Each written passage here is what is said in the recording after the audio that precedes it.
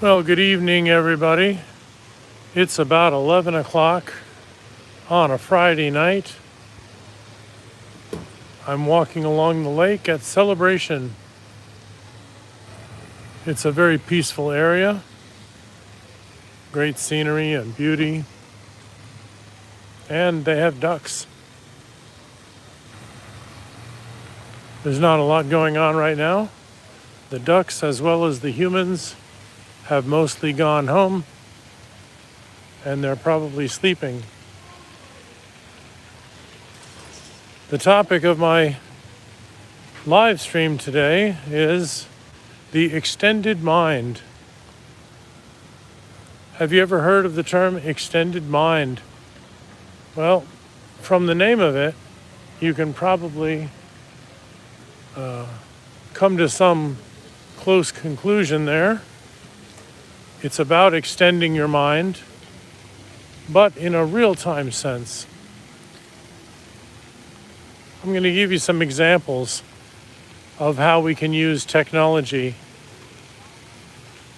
for extending our mind. The philosophical definition is how your mind can be extended by other resources. It could be a textbook in front of you. Maybe you've highlighted items in yellow that you really enjoy learning or thinking about. Or it could be a computer or your cell phone. These resources can also extend your mind in a very unique way. For example, the photo album that's in your smartphone. The pictures that you store in that album are an extension of your mind. You might forget about them, but if you pull them up and scroll through them, you remember people and places that you visited, and it all comes back to you. Also, think about your phone address book. It remembers all the numbers of people and maybe some other keywords. You can look up people, let's say, by name. Cindy, I want to call Cindy, or maybe I want to look up my favorite social group. I want to see which people I know in that group. Maybe I'll call one of them. That's also an extension of your mind. Now, of course, in the news lately, we hear a lot about NeuraLink. That's the new technology from Elon Musk and his company. I think they have one customer or patient right now who has NeuraLink installed, and it's working in general. I think he's happy with it. And they're thinking about a second one, a second customer. I'm going to cross over to the brighter side of the street over here.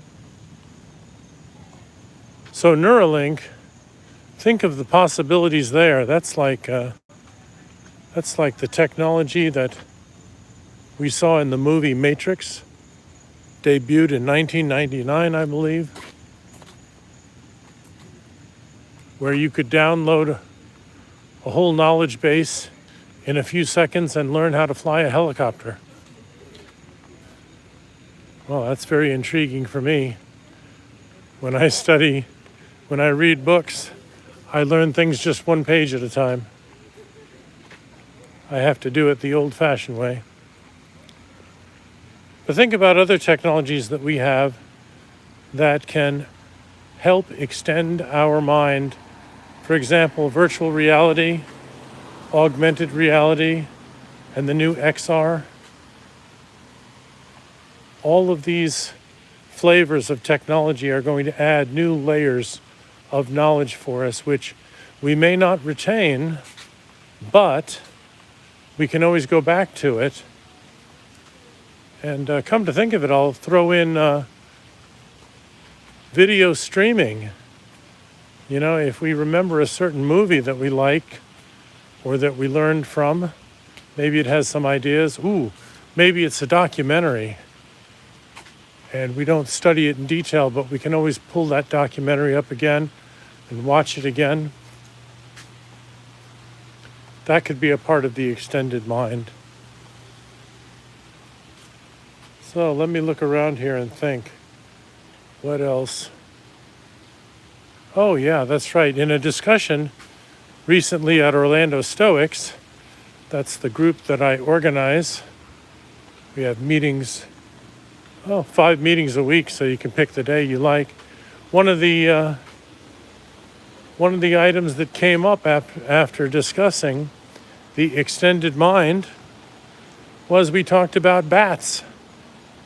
Bats have that special ability to